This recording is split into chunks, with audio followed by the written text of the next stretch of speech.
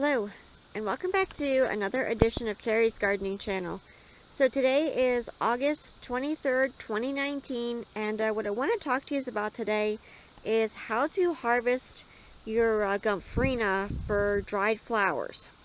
So I'm going to be showing you how to do that. Now, I do have on my channel for how to start Gomphrena from seed, and I am working on a playlist for different dried flowers that you can dry and then work with and use in your dried floral arrangements. So you can check that playlist out, and I'll be adding more videos to it as I keep doing more different dried flowers. So these are pretty neat. They kind of remind me of like a gumdrop in a way, and with the shape and the texture, and they hold their color very well when they're dried. So I'll show you then how to dry them. So we'll be back.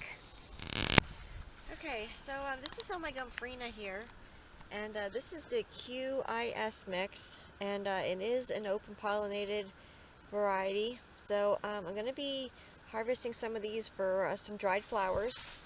So I have my new little pruners here, and these are Fiskars, and I really like these for getting in close when I'm trimming plants or I'm cutting flowers for drying. So I'll put a link down in the description for these. And I'm just going down to the bottom of the stem down here. Now you can cut these however long you wish. Some people like them really long, but this is a nice size for me right here with these.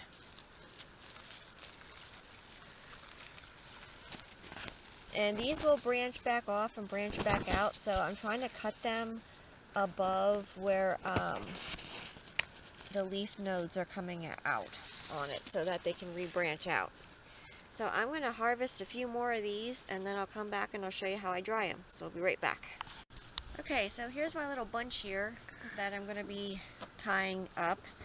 And I'm using rubber bands for this. Now you can use string if you choose to. That's up to you. I'm just wrapping my rubber band here down at the bottom base of the stems here. And I'm making sure I get it nice and tight, because as these dry, the stems will start shrinking on them. And then your flowers will fall out. So even if you're tying them, you want to make sure you tie them really tight. Now, I picked these. Some of these have like little ones coming on them, and they're not as far advanced as others are. And I chose that for a specific reason. When you do your arrangements, it gives different texture to your arrangements. Like, it makes it look more natural. Now, some people like to strip the foliage off of their dried flowers. I like to let mine on sometimes because it just, to me, it makes it look more natural.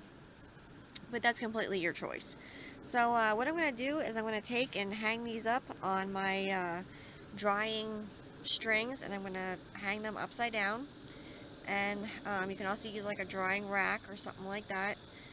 And in about 2 to 3 weeks, these should be dried for me.